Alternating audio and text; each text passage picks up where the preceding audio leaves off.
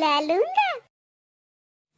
नमस्कार, स्वागत करती हूँ आप सभी का। और आज हम बात कर रहे हैं जन्माष्टमी व्रत को लेकर जो द्वंद्व और संशय है उसको दूर करने का प्रयास करते हैं, क्योंकि एकादशी तिथि और पर जो व्रत रखा जाता है और जन्माष्टमी पर तकरीबन आप देखेंगे कि संशय या द्वंद्व की स्थिति उत्पन्न होती है।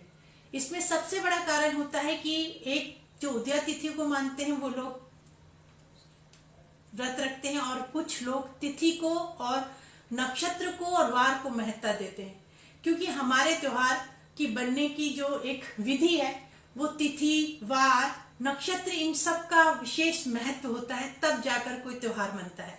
तो 6 तारीख को जो गृहस्थी है और जो श्री कृष्ण को मानते हैं, क्योंकि श्री कृष्ण चाहे सखा के रूप में हो, चाहे संतान के रूप में हो, चाहे सारथी के रूप में हो, इष्ट के रूप में हो, और चाहे आप ये समझिए कि आपको तारनहार के रूप में है, गृहस्थी हर कोई इनको अगर पूछता है तो अपने अपने ढंग से पूछता है। सन्यासी वही इसको इष्ट मानकर पूजा करते हैं, तो वो 7 तारीख को व्रत रखेंगे, और जो गृहस्थी है वो 6 तारीख को जन्माष्टमी का व्रत रखेंगे, क्योंकि रात के समय वो घटक हमें प्राप्त हो रहे हैं कि अष्टमी तिथि भी है और बुधवार का दिन भी है और रोहिणी नक्षत्र भी मिलेगा। उदया तिथि 7 तारीख को रहेगी, क्योंकि सुबह 6 को अष्टमी तिथि नहीं है। व्रत गृहस्थी 6 तारीख को ही रखेंगे। मेरी माटी मेरे देश अभियान की शुरुआत भारत के प्रधानमंत्री श्री नरेंद्र मोदी जी के द्वारा की गई। इस अभियान की शुरुआत भारत छोड़ो अभियान की वर्षगांठ के दिन की गई है। मेरी माटी मेरे देश अभियान के अंतर्गत भारत के अलग अलग राज्यों से, अलग अलग गांवों से 7500 कलशों में मिट्टी लाई जाएगी। इस मिट्टी का उपयोग दिल्ली के कर्तव्य पथ पर बनी अमृत वाटिका को विकसित करने के लिए किया जाएगा। इसके अलावा दिल्ली में एक शिला भी स्थापित की जाएगी। इस पर देश के शहीदों का नाम अंकित होगा। अंग्रेजों ने 200 साल तक भारत पर राज किया। इस दौरान हमारे कई स्वतंत्रता सेनानियों ने आजादी के लिए आवाज उठाई, लेकिन उनकी आवाज को दबा दिया गया।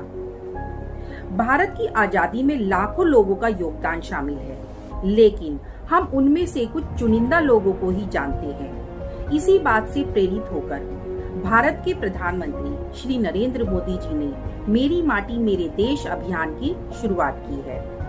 मेरी माटी मेरा देश अभियान देश के नागरिकों को उन स्वतंत्रता सेनानियों के बारे में बताता है जो भारत की आजादी की लड़ाई में शहीद होने के बाद गुमनाम रह गए। स्वतंत्रता की लड़ाई में सभी स्वतंत्रता सेनानियों को सम्मानित श्रद्धांजलि प्राप्त हुई, लेकिन कुछ स्वतंत्रता सेनानी इन दोनों चीजों से वंचित रह गए। ये कार्यक्रम सभी भारतवासियों के मन में उन स्वतंत्रता सेनानियों के प्रति सम्मान जगाएगा और देश के युवाओं के मन में राष्ट्र प्रेम की भावना भी जागृत करेगा।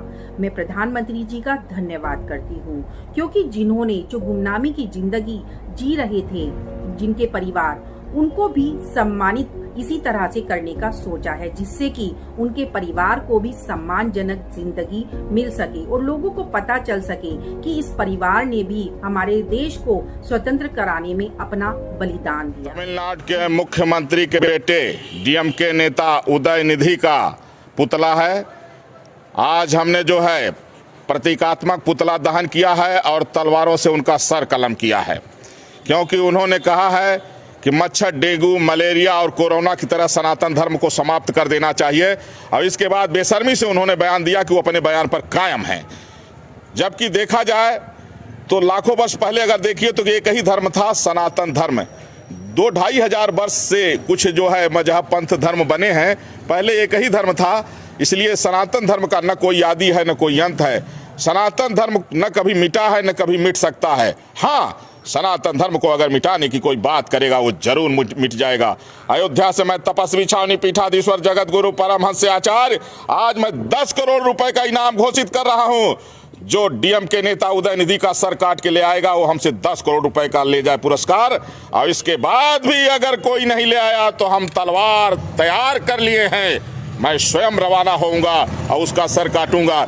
क्योंकि अगर दूसरे धर्म के विषय में इस तरह बोले होते तो अभी तक चिथड़े उड़ गए होते। यहाँ तक कि उनके पिताजी मुख्यमंत्री हैं, उनके भी चिथड़े उड़ गए होते। वो जानते हैं कि सनातन धर्म मानवतावादी है, अहिंसावादी है। लेकिन हम मानवतावादी हैं, लेकिन राक्षसों का वध भी हम लोग करते हैं और वह राक्षस बन चुका है, उसका वध मेरे हाथों से होगा।